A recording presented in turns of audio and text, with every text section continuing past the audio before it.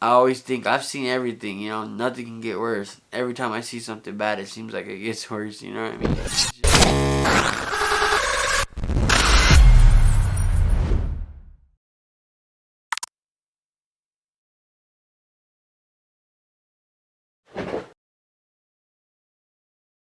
What up, YouTube? It's your boy Zay back with another brand new banger for y'all.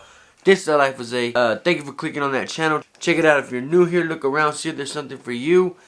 If there ain't, come back in a month or so and we'll probably have you. But if there is, what I need y'all to do is hit that subscribe button down below. Also turn the bell on so you know when I drop these bangers.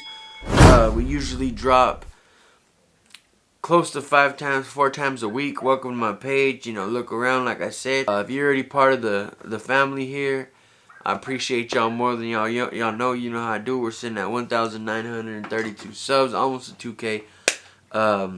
And today this is crazy on normal to us, because that should be crazy, y'all. It's normal life to us, you feel me? We're gonna kick this one off. I'm probably gonna call it Surrounded by the Trap, because I feel like since I was a little kid I've been surrounded by this. Like there was no second, you know, there was no way out, no none of that.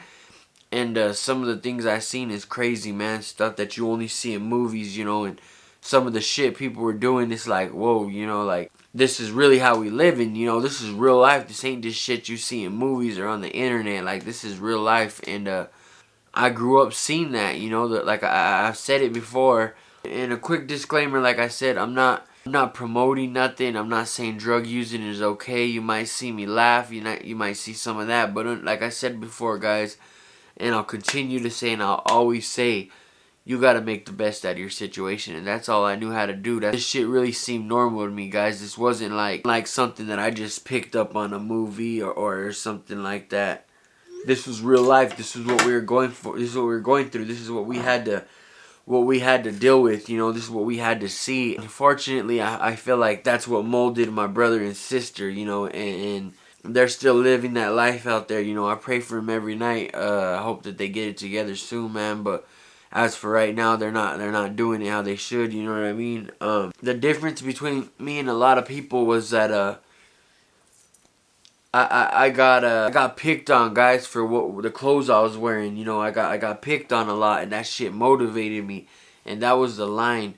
And I'm so thankful that I got picked on. You know, I hate bullies, all that shit, but if I didn't get picked on, I might have went down the same road and started using it, and ultimately became a drug user and been, you know, 25, no job, just doing drugs, no house, no future, you know what I mean? And I didn't want to take that road, guys, but see, the thing that pushed me into it was that I got picked on. So I thought to myself, Mom and Dad can't give me this shit. I'm gonna go get it on my own. I've been around this shit long enough. I know what it does. I know what it can do. You know, every time the dope man would pull through the hood, everybody knew who he was, you know. Everybody knew that that's the big dog, you know what I mean? And I'm like, I want that. Like, I want that. And it's hard for people to believe, but I was little. I was literally a shorty. I was trapping. I was 11 years old.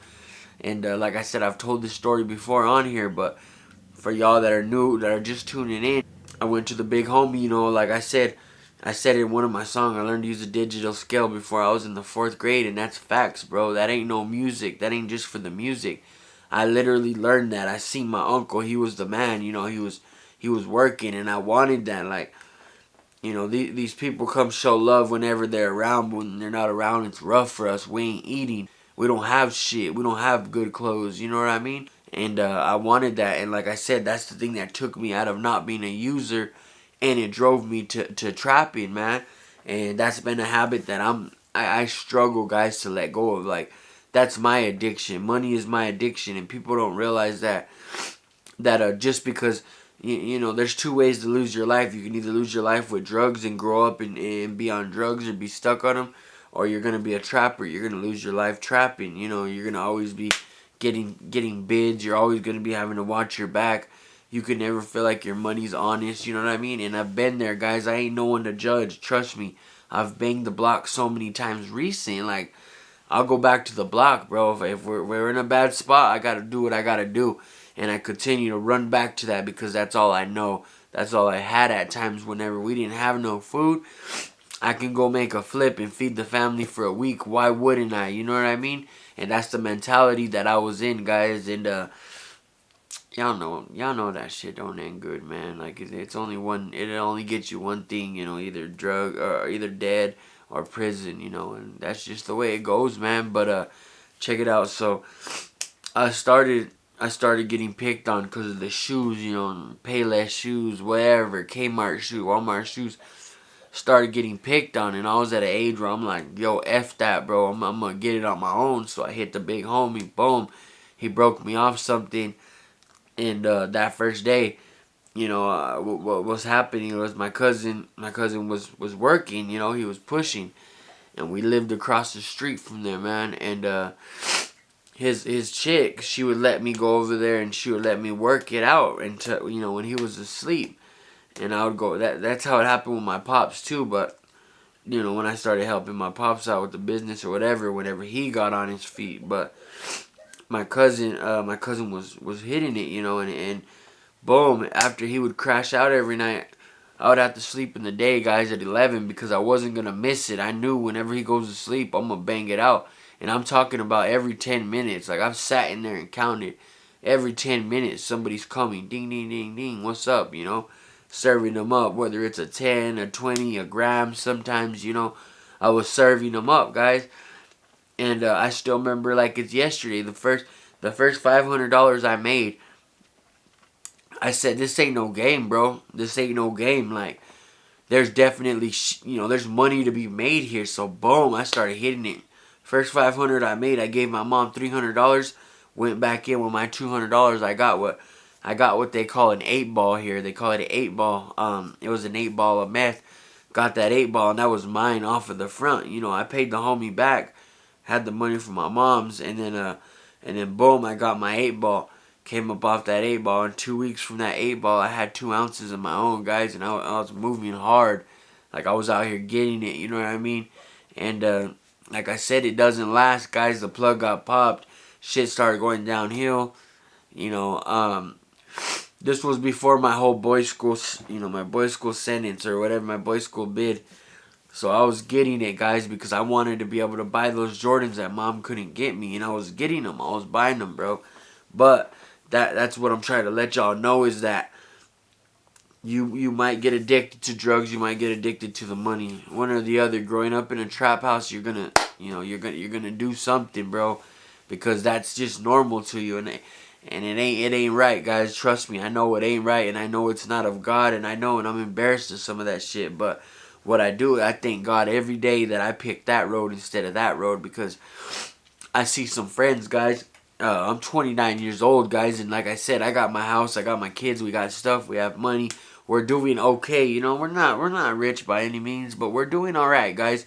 And I see some friends, and they're living out of a backpack, guys. Like, this shit gets real, you know what I mean? Like, this shit gets hard, and they're happy when they get a $30 hat, you know, when they can buy a hat, because they're trying to hold on to what they have left, like their own, you know, like not letting their self go and who they are. They try to hold on to that, so they go buy hats and dicky pants, and you know, that makes them happy, bro. I'm able to buy these $200 shoes. That makes me happy, you know, but it's because I picked that right road, not the right one, guys. But understand, there was no middle for me. It was either that way or that way. That's it, and I had to go that way, you know. But the thing that kept me off of this meth and kept me off of smoking, because honestly, I probably would have smoked, bro. Everybody was smoking. Like, my whole family was smoking, bro. I probably would have done this shit too, but the thing that kept me off was I loved that paper, you know what I mean? And I was to an age where girls were coming around, and I was wanting to be around these girls and all this stuff, and girls went for the ones with the money, you know what I mean? I remember one year I took me, my 2 homies, and like 6 girls to the fair. Paid for everything. I probably wasted like $900, $1,000 at the fair, paying for everything, food, whatever they wanted. I paid for all that, and I was only 11, 12, you know, guys. I got it out the trap. Like I said, I started pushing packs hard. Like it was crazy, bro. Like, at that young age, you know, I was the dope man, and people knew that. People wouldn't mess around, you know. I had these older women around me, driving me everywhere, counting the money, you know, whatever, going to meet this person. Like, I had people around me, you know, and it was crazy for an 11-year-old to be in that, you know, a 12-year-old to be in that.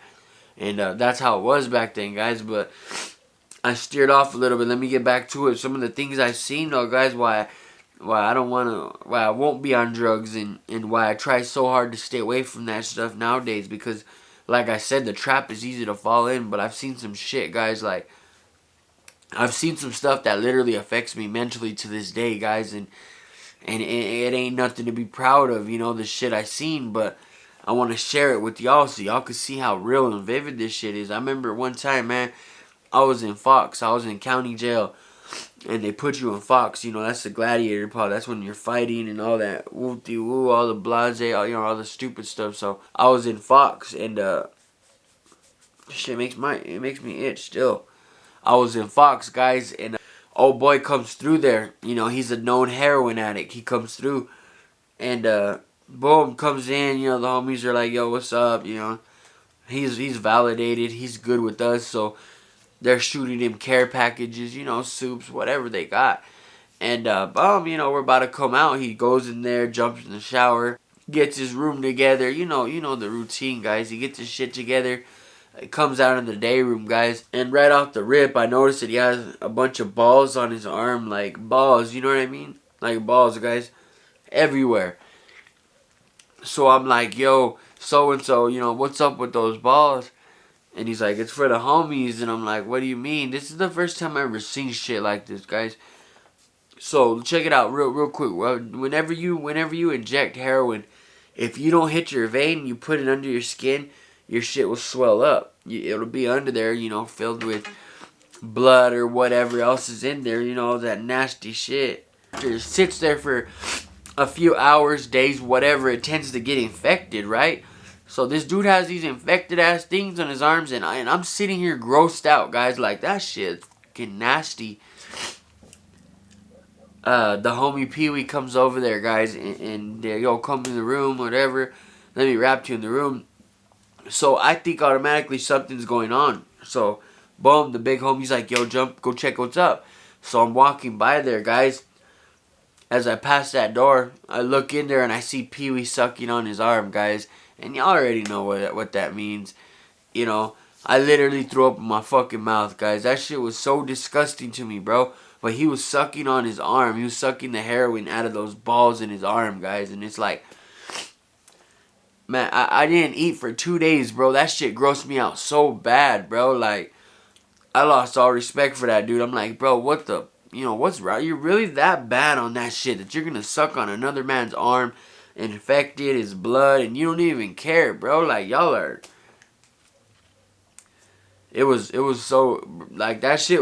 That dude he lost all respect that day, all his class, everything. That shit was so fucking nasty, dude. Like, makes me want to spit right now, bro. That shit is disgusting. Like, and that's the shit that keeps me off of these drugs, guys. I've seen it. Like, I can't make this shit up, bro. This shit's real. And they sucked every single ball out that dude's arms until his arm was regular. He had hickeys on there where they were sucking on his skin so hard to get that heroin out, just so they can get high for a little while. That shit is disgusting to me, bro. Disgusting. And that's just what it was, guys. That's the type of shit that these drugs will make you do. Shit like that. Like, what's wrong with you, bro? You really just sucked on another man's infected ass arm. That shit's so disgusting to me, bro. Like, And that's just one of the things I've seen, guys. I've seen several things, you know. I've seen people wrap their babies in towels because they sell their diapers, like, for a hit of drugs. You know what I mean? Just for a hit. I've seen women that I thought were like a okay woman, like a legit woman, go tell somebody they'll do whatever they want to them. You know what I mean? In the restroom, just to get them high, bro. Like, I've seen that, bro. I've seen that. Women just lose all class, all respect, everything for themselves over this stuff, bro. I've seen numerous people get shot over it. You know, I've seen people sell everything, bro. I've seen people sell like new cars, bro, for $500 just of dope, just so they can get high. You know what I mean? When I used to slang, man, I didn't know about this shit. And this is the only time I've had meth in my system. It's so disgusting, bro. Like, I don't even know how I sold it. That shit makes me sick to my core just because everything is done to my family. And it's just, I hate it. But when I first started pushing, my fingertips were so red and ripped. It just cut open, guys. It looked like almost like blisters because I was touching that meth, you know, and it's oily. So when you burn meth down, it turns into an oil. And I have never smoked it, guys, but I've seen it. Like, I've pushed it, so it's oily to the touch. The oil gets in your pores, guys, and it eats your skin away. The acetone, it eats your skin, so it was eating my skin. So I had to start wearing gloves. But the main point to that is that's the only time I ever had meth in my system, guys. I went somewhere or something or the other, and I was young. I had to do a drug test. They said, you got meth in your system like you're crazy. I make sure I never smoked that. You know, never in my life will I do that shit. And I think it was the JPO, and she told me, have you touched it? And I didn't say nothing. She said, you understand that can get through your pores, right? It's oil. It gets in your pores just with you touching it, which then in turn goes into your bloodstream, into your system, and then you have meth in your system, you know. And I didn't even know that, guys, but I had it in my system, you know what I mean? And it's just an ugly thing, bro. Meth is literally a home wrecker, family killer, everything. I've seen my uncle's home, like a happy home. He got his kids, he got his woman, lose everything, bro. Lose his woman, his kids, his car, his house, everything because he got high one time and it never stopped. It's a reoccurring thing, guys. They need that high. They'll do anything for it, bro. I remember back in the day, I could tell people to do anything, bro, and they would do it, no question, because they knew that I had that work, and they knew that they needed to get high. Like, I remember, you know, people would run out of the stores with racks of clothes, guys, just grab the whole rack and run out, and not care. But they know they're gonna go to jail, but they don't care because they're gonna get high for a little while, guys, and that's the shit that it does to you. Like, people don't understand how ugly this shit really is, you know. Like, it's ugly, bro, and it gets deep. It's not just like something you could stop doing, you know, or that's not bad. It is, bro. And I said heroin, I meant to say meth. They had meth in his arm, guys, that they were sucking out, and it's just crazy, bro. Like, I've seen it in county. This shit don't happen in county, guys, but I've seen someone shank his best friend because he didn't get his issue of meth. And you're talking about a line that big, guys. A tiny line of meth. And he didn't get it. Stabbed his own best friend over that shit, guys. I've seen people trip. Like, I've seen people pistol whip their mom. No joke, bro. My cousin's woman, her son pistol whipped her, bro. Because she wouldn't give him $10 for meth. Like, this shit gets deep, guys. Like, this shit gets so deep, you know. And I thought that was all regular life. I thought everybody was doing that. I thought it wasn't bad because I grew up in the trap house, guys. I grew up sleeping on people's floors or couches or wherever you can sleep. You know, I grew up having to carry a gun all night and watch the house because, you know, they shot up the house the night before, and you can't fall asleep no matter how sleepy you are. Like, that's the shit I had to grow up in, guys. It was kind of destined for me to go to jail because the shit that I went through, guys, it's like, I thought that was all natural, and it ain't, guys, by any means, and now I see that. But I'm telling y'all, that meth is just, it's just a bad thing, guys. Like, it took Roswell by storm back then. By storm. Took over everything. Everybody was using, teachers, doctors, everything. Everybody was doing it to stay up. It was letting you work those long hours. It was letting you work, you know, stay up for 2 days, not be tired. And it's like, they have no idea what that's doing to their body, to their mind, you know. And the shit I've seen, guys, I'll never forget it. A lady offered to sell her kids. I was in there. She told him, you know, she wanted to get high. She didn't have nothing. He didn't want to let her do anything to him. He's like, no, I got my girl. And she told him, you can have my 2-year-old daughter if you get me high. I'll never forget it. He said, okay, bring her in. Boom. He gave her the drugs for her daughter. And he took her daughter, and everybody took care of that little girl. They beat her mom's ass outside, made her leave, and they took care of that little girl. The grandma was in California. She came back, got the little girl. I don't know what happened to her after that. Could you imagine, guys, if she sold that baby to someone else, what would have happened? 2-year-old baby, guys, and it was a trap house. But you know what? You find the most love in these houses. Not when it's the homies. I'm talking about when it's family and you're just trying to, you know, you're together and it's family, guys. You find the most love in there. It's crazy how that works, but that's really how it works, you know. And they're all hurting. They're all wanting change supposedly, and we took care of that baby so good. You know, she probably never had anything like that before. You know, everybody, and I know it wasn't no weird shit, you know, at all. They were taking care of her. They always had her out of the room when they smoked. Like, they really took care of that little girl, you know. And that story's always stuck with me because I couldn't imagine what would happen to that little baby if they didn't do it. You know what I mean? She might have got sold to somebody that would have done something bad to her, and it sucks, you know. But yeah, man, the things I've seen have just been crazy, bro. So I just wanted to share a little bit of that. Y'all like the crazy, y'all know with us. I know y'all notice it's a little different, guys, but I can't glorify these things no more. I live for Jesus Christ, you know. I cuss, yeah. I might talk about some stuff I shouldn't, but you know, my heart's with Jesus, and I want to go to heaven, guys. So that's why I'm trying to change it up a little bit and just tell y'all the experiences and stuff like that. But you can change, guys. I've seen people change. If you're stuck in that position, you're smoking you know, you can change, guys. It's up to you though to change. You know, nobody can change for you. You got to do it for yourself. Yeah, man. I just want to share some of my experiences, guys, and let y'all know that I've been there, I've done that, I've been through it, I've seen it all, you know. And even though I always think I've seen everything, you know, nothing can get worse. Every time I see something bad, it seems like it gets worse. It's just a bad thing, you know. And I'm embarrassed that I helped provide for that, I helped fund that, you know, and I helped let that stretch longer at one point in my life, and I'll never do it again, guys, because that's such an ugly thing, you know. But yeah, man, like I said, I wanted to get on here, share some of my experiences. I hope y'all are all doing good, staying safe, staying prayed up, keeping God at your center, you know. Just keep praying, guys. We're going to be straight.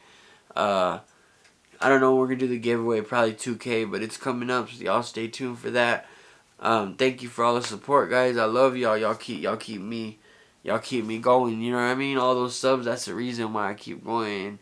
And now that I'm in the lead, I can't know and take it, guys.